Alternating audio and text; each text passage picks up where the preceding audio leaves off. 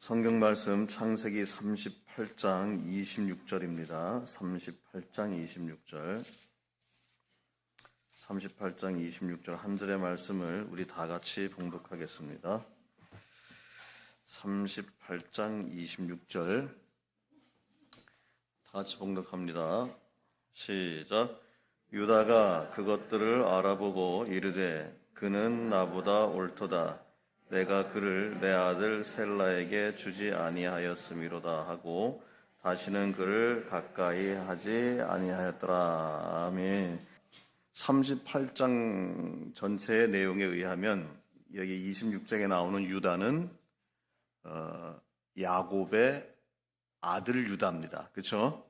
루벤, 레위 할 때 그 유다고, 그것들을 알아보고, 이건 이제 우리가 읽어봐야 알고, 그 다음에 그는 나보다 옳도다 할 때 여기서 말하는 그는 남자입니까? 여자입니까? 여자죠. 바로 유다의 며느리 다말을 이야기하는 겁니다. 그러면 지금 이 26절이 말씀하고 있는 것이 뭔지 정확히 알려면 38장 1절부터 봐야 되는데, 38장 1절 위에 제목이 뭡니까? 유다와 다말. 다시 말하자면 시아버지와 며느리란 얘기예요. 자, 제가 이제 여러분들 이 내용 뭐 다 알고 있으니까 제가 이제 물어보겠습니다. 유다가 있었어요. 유다. 야곱의 아들이죠. 유다가 이제 애를 낳았는데 첫 번째 아이 이름이 뭡니까? 성경에 나옵니다. 예? 엘이죠, 엘. 엘이에요. 그 다음에 두 번째 아들을 낳습니다. 이름이 뭡니까? 오난이죠, 오난. 세 번째 아들을 낳습니다. 이름이 뭡니까? 네, 셀라예요. 자, 그리고 첫 번째 며느리를 얻는데 이 엘의 며느리 이름이 뭡니까? 예? 성경에 나오는데, 그렇죠? 근데 왜 이렇게 확신 없이 얘기하십니까? 다말이에요, 다말. 네, 다말. 다말이라고 하는 이제 며느리를 얻었는데, 문제는 엘이 죽어버렸어요. 그러면 다말은 뭐가 됩니까? 과부가 된 거잖아요. 그러면 그 당시에는 어떤 법이 있는가 하면 수혼법, 계대법이라고 그 남동생이 형수를 취해서 결혼해서 그 삶을 책임지고 그 형의 가정을 돌봐야 되는 거예요. 그러면 동생 입장에서 형수를 취할 때 좋은 겁니까? 부담입니까? 만약에 이제 형수를 남몰래 사랑했다면, 형수를 남몰래 사랑하고 있었다면 상황이 다르겠지만은 그런 것이 아니라 수혼법, 계대법에 형수 취해법에 의해 가지고 받아들인다면 오나는 자기 살기도 힘든데 형수까지 책임을 져야 되고 그 자녀들까지 책임을 져야 되는 무한한 부담을 가지게 되는 거예요. 근데 법이기 때문에 둘이 동침하라고, 부부의 연을 가지라고 이제 둘을 엮어줬는데 오난이 취하지 않은 거예요. 그때 하나님이 죽여버렸어요. 희한하지 않습니까? 이게 죽일 만한 죄입니까? 근데 하나님 죽여버리셨다고요. 이유가 있습니다. 하나님 죽여버리셨어요. 그러면 그 다음에 어떻게 됩니까? 셋째 셀라가 다말을 취해야 되잖아요. 근데 문제는 시아버지 유다가 뭐라 그러는가 하면 셀라가 너무 어리니까 나중에 장성하면 주겠다. 그러니까 이제 유다 입장에서는 성경은 자세히 얘기하지 않지만은 얘가 또 죽을까 걱정도 되는 거고, 또 실제로 또 나이도 어렸겠죠. 그래서 다말을 허락지 않았어요. 그러면 다말 입장에서는 어떻습니까? 기다리는 거잖아요. 기다렸어요. 자, 셀라가 장성했습니다. 그러면 셀라하고 다말을 연결해줘야 되잖아요. 근데 유다가 합니까? 안 합니까? 안 하죠. 왜 안 하는지는 잘 모르겠으나 일단 안 했어요. 그러니까 다말 입장에서는 어떻게 됩니까? 기다려도 소식이 없으니 특단의 어쩔 수 없는 일을 했는데 입에 담기도 부끄럽도록 거리의 여자로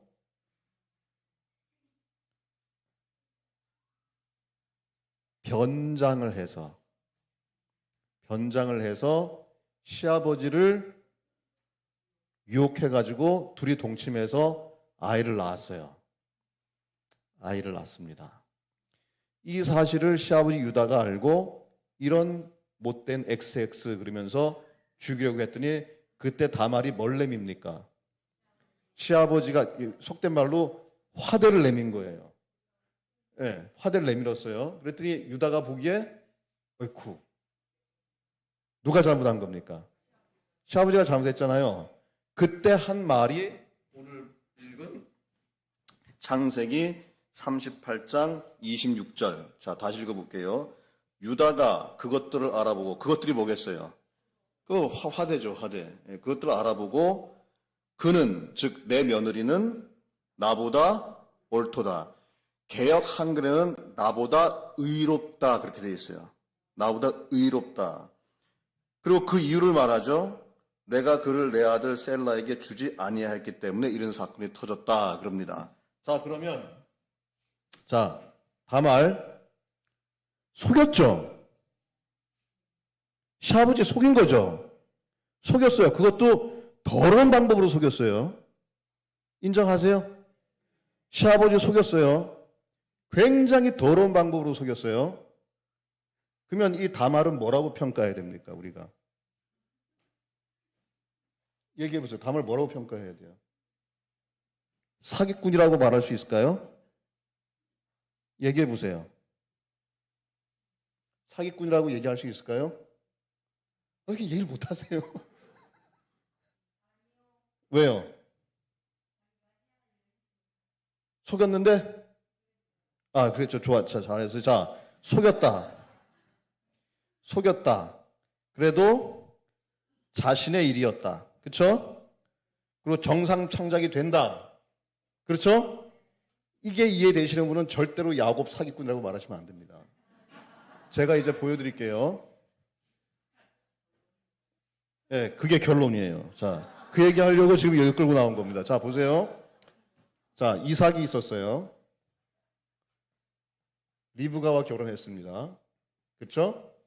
그래서 두 아들이 있었는데 에서와 야곱이 있었습니다. 원래 하나님의 뜻은 누구에게 복이 주어지는 겁니까? 야곱에게 복이 주어져야 되잖아요. 근데 유다가 이상한 짓을 하듯이 이삭이 이상한 짓을 해요. 그게 뭡니까? 에서에게 복을 준다잖아요. 그러면 야곱 입장에서는, 야곱과 리브가 입장에서는 그 복을 자기가 받아와야 되는데 그 방법이 뭡니까? 다말처럼 변장했어요. 자, 변장, 똑같은 변장이에요. 변장인데 다말은 거리의 여자로 변장했지만은 제가 지금 유아해서 쓴 겁니다. 야곱은 뭘로 변장했습니까? 형 에서로 변장을 했어요. 누가 더 나쁜지는 나중에 평가하세요. 자, 변장했습니다. 변장해서 결국에는 자신의, 여기는 아이 낳았지만 여기는 복을 자기가 받았죠. 예언된 복을 자기가 받았잖아요. 그렇죠? 속였죠. 자, 속였다.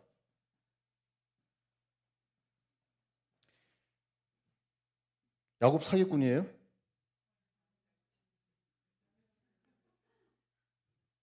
만약에 다말을 사기꾼이라 말할 수 없고 속였지만 자신 일을 한 사람이라고 얘기한다면 야곱도 속였지만 자신의 일을 한 사람이에요. 야곱이 더 위대해요. 여기는 다말은 단순히 자기가 과부되는 것을 면하기 위해서 한 짓이에요. 근데 야곱은요, 하나님이 말씀하신 계명을 어기는 이삭을 바로 잡는데 방법이 없어서 이렇게 한 겁니다. 다말도 그 방법밖에 없으니까 한 것이고 야곱도 리브가와 그 방법밖에 없어서 한 거예요. 그런데 왜 다말은 천하의 더러운 사기꾼이라고 말하지 않는데 왜 야곱은 왜 말끝마다 사기꾼이라고 하느냐 그 말입니다. 그러니까 야곱을 사기꾼이라고 말하려면 다말도 천하의 더러운 여자 사기꾼이라고 해야 돼요. 그렇게 안 하잖아요. 이 문제를 풀어보시란 말이에요. 제가 그러면서 깨달은 게, 야곱을 입에 거품 물고 말끝마다 사기꾼이라고 말하려면 무척 조심해야 되겠다. 그 생각을 하게 된 것이고, 결국 이 아이를 통해서 누가 태어나느냐? 다윗이 태어나고 솔로몬이 태어나고, 결국에는 마태복음 1장 족보에 이 다말의 이름이 나오면서 예수님이 태어나신 거예요. 그래서 하나님이 죽이셨다는 거예요. 이제 구원사적인 면을 볼 때, 아니 이게 죽일 일인가? 하나님 보시기엔 죽일 일이었어. 왜? 이게 이어져야 예수 메시아가 올 수 있는데 그걸 안 하기 때문에 죽였다 그 말이에요. 그만큼 무서운 거였어요. 그리고 유다가 다말에게 너는 나보다 옳도다, 너는 나보다 의롭다라고 할 때, 유다는 그 말을 무슨 의미를 했는지 모르지만 구속사적으로 볼 때에는 그 의롭다는 것은 너는 약속의 피를 잊게 하는 의로운 사람이구나, 그렇게 해석될 수 있다는 거예요. 야곱도 마찬가지입니다. 자, 이래가지고 야곱이 복을 받았죠. 그 복이 어떤 복이었느냐? 이스라엘이라고 하는 이름을 얻는 복이었습니다. 제가 누차 강조하지만 야곱이 받은 복은 물질적인 복이 아닙니다. 에서가 더 부자였을까요? 야곱이 더 부자였을까요? 에서가 더 부자였어요. 야곱이 돌아올 때 에서가 성인 몇 명을 데려왔습니까? 많이 데려왔어요. 그 사람들을 대항할 힘이 없었던 야곱이에요. 그 누가 더 재산이 많고 누가 더 인력이 많고 누가 더 돈이 많다는 얘기예요. 에서가 더 많은 거예요. 야곱이 받은 복은 이스라엘이라는 이름을 얻었다는 게 복이에요. 그리고 이것으로 말미암아 12지파가 나오고 그것이 오늘날의 이스라엘입니다. 이 속이는 사건이 있었기 때문에 되었다 그 말이에요. 그리고 그 후에로 쭉 내려와서 누가 태어납니까? 예수님이 태어나잖아요. 그래서 야곱의 이름도 마태복음 1장에 나와 있는 그 족보에 들어있다 없다? 들어있단 말이에요. 그러니까 더 설명을 드릴까요? 잘 보십시오. 여기서 다말에서 함부로 말할 수 없는 건 원인 제공 잘못을 누가 했습니까? 유다가 했잖아요. 그러면 리브가 야곱도 함부로 말하지 말란 말이에요. 원인 제공을 누가 했는데요?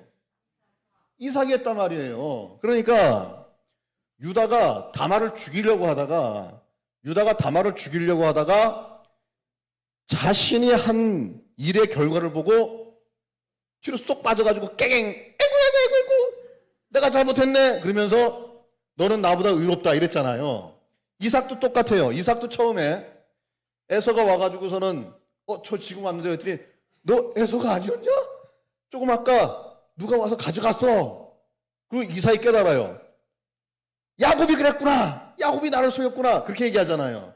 그때 뭐 권사님 여기서 막 얘기하는 것처럼 야곱이 나를 속였구나. 처음엔 그렇게 생각했어요.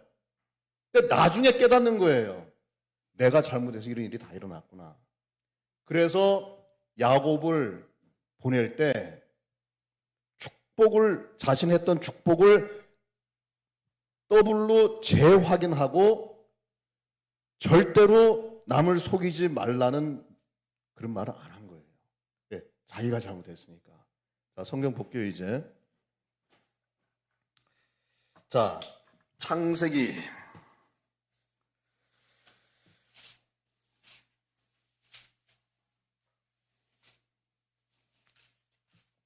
27장 보시기 바랍니다.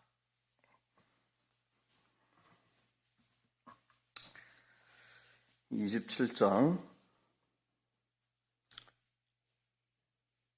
35절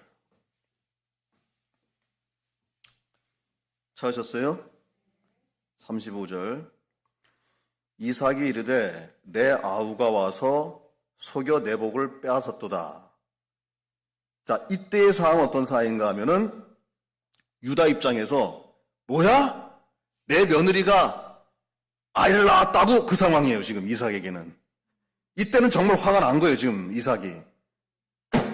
내가 조금 아까 축복했는데 너가 아니었어? 이거 야곱이 와서 날 속였구나. 그렇게 생각한 거예요. 그랬더니 약삭 빠르고 교활한 에서가 그 말을 싹 받아가지고 36절에 뭐라 그럽니까? 에서가 이르되 그의 이름을 야곱이라 함이 합당치 아니합니까? 그가 나를 속이 벌써 두 번째다. 첫 번째 팥죽 샀던 데 속였다. 이거 사실이에요, 거짓말이에요? 예? 아니, 거짓말인 거 지난주에 다 얘기했잖아요. 아직도 이해 못하세요? 팥죽 사건 100번, 200번 읽어보세요. 야곱이 속인 거 하나도 없어요. 에서의 좀 멍청한 부분을 야곱이 약삭 빠르게 이용한 얄미운 건 있어도 속인 건 없어요. 지가 잘못해놓고 나중에 덮어씌우는 거예요. 그 두 번째 속였다 그러는데 이것은 아버지가 속였다 그러니까 그 말을 딱 받아서 얘기하는 거예요. 그리고 그의 이름이 야곱이 속인다는 거 맞지 않습니까? 여러분, 야곱의 이름은 사기꾼이 아니에요. 발목을 잡았다는 거지. 그러니까 그 야곱이라고 하는 히브리어를 살짝 점을 이렇게 돌리면 사기꾼이 돼요. 말장난을 한 거예요. 예를 들어서 제 이름이 김철웅이잖아요. 보세요. 그의 이름이 김철웅인 거 맞지 않습니까? 그의 머리가 쇠 같지 않습니까? 그렇게 얘기한 거랑 똑같다고 보시면 돼요. 그렇다고 내 머리가 쇠예요? 아니잖아요. 그러나 말은 되잖아요. 김철웅, 철이다.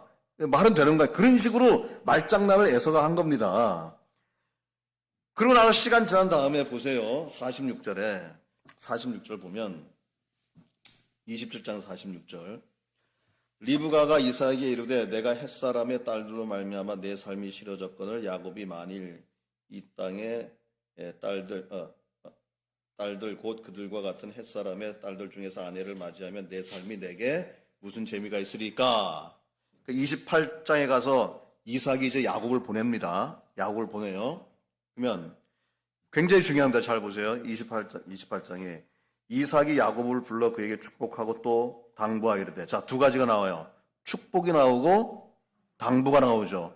축복은 복이고 당부는 어드바이스예요. 충고를 주는 겁니다. 그런데 어떤 축복과 어떤 충고가 있는지 보세요. 너는 가나안 사람의 딸들 중에서 아내를 맞이하지 말고 일어나 밧다남으로 가서 내 외조부 부두엘을 집에 이르러 거기서 외삼촌과 라반의 딸 중에서 아내를 맞이하라. 이것이 충고예요. 이것이 당부입니다. 너 여자 잘 골라라. 그 뜻이에요.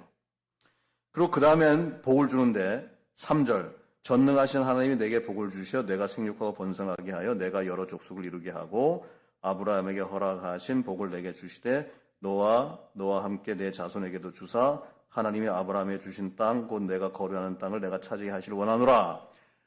아브라함 때부터 내려왔던 복을 누구에게 드려야 합니까? 야곱에게 하잖아요. 자, 아까 야곱에게 축복했죠. 근데 그걸로 모자랐나요? 왜 또 다시 할까요?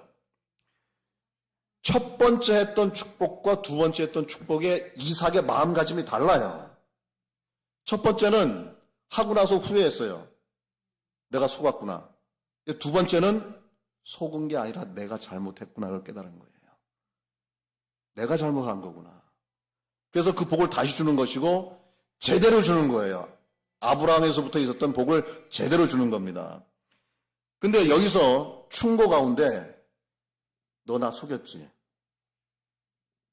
내가 아버지니까 너 용서하지. 삼촌 집에 가서는 절대로 너 남 속이지 말아라. 그런 얘기 합니까 안 합니까? 해야 돼요.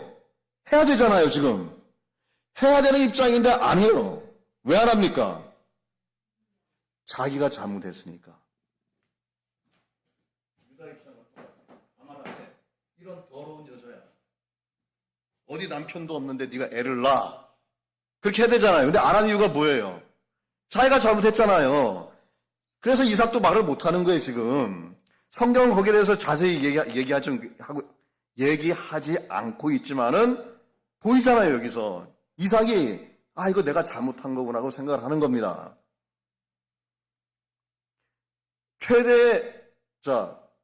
피해자가 누구예요?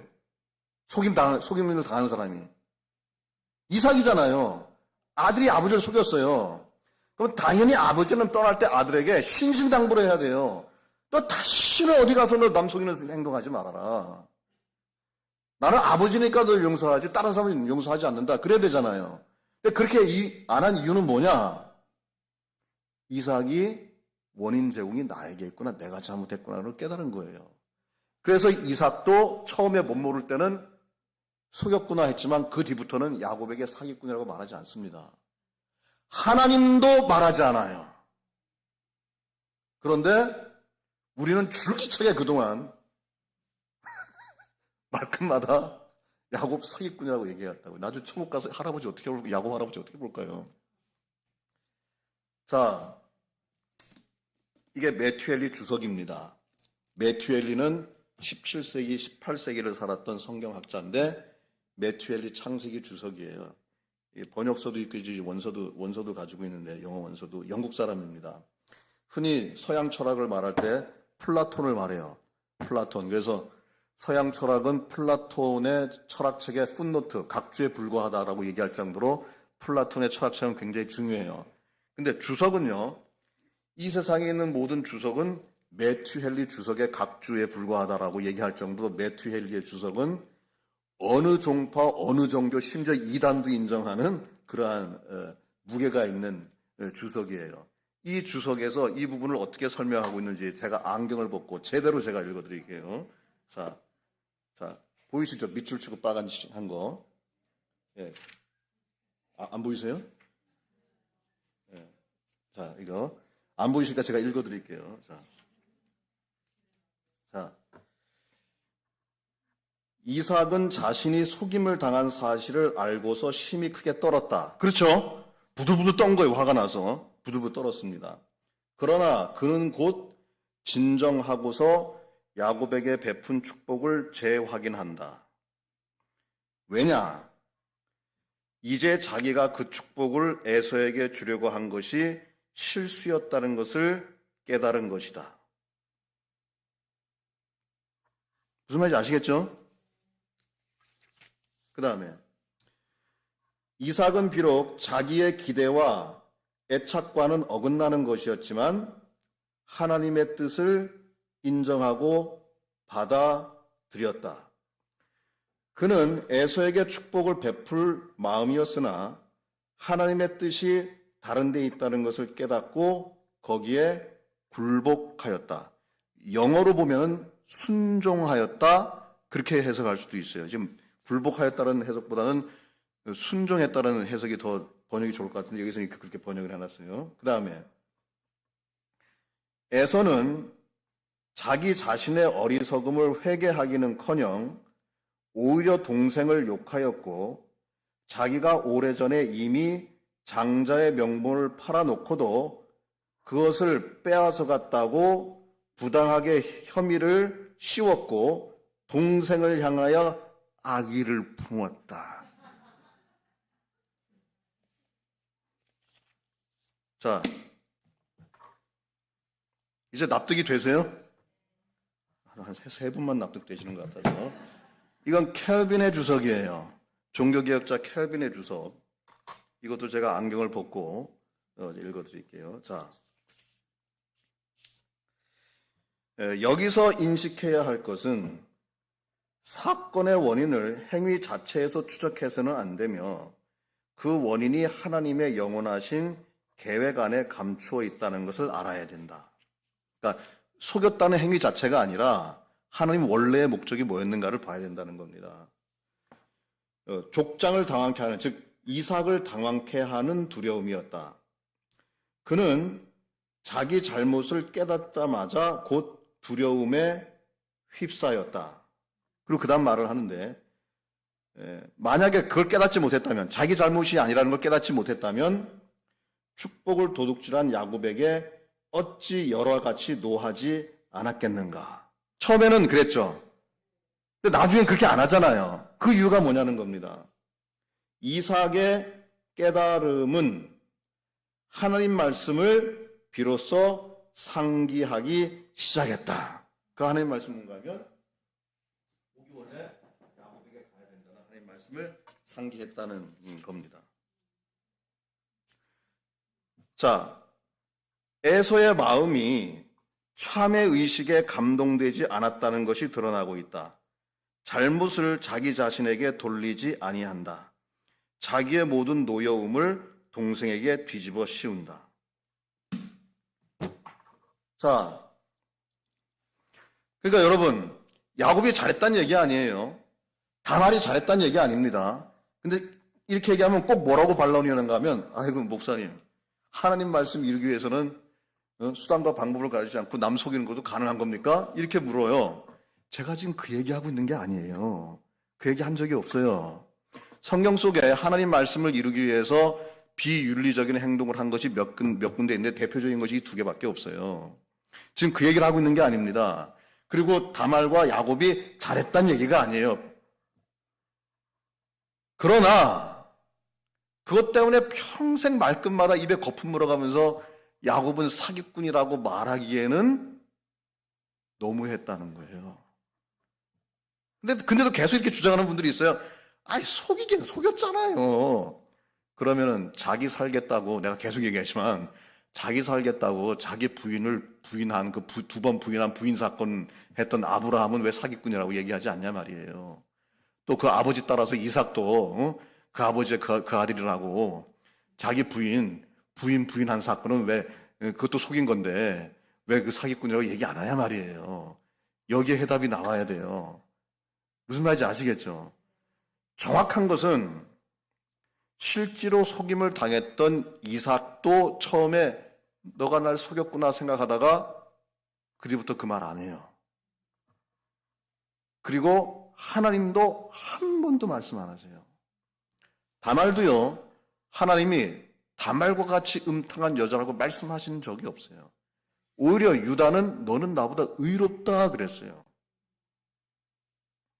그러니까 이런 얘기를 듣고 아직도 목사님 그래도 저는 야곱은 사기꾼이라고 말해야 속이 편해요. 그렇게 하세요.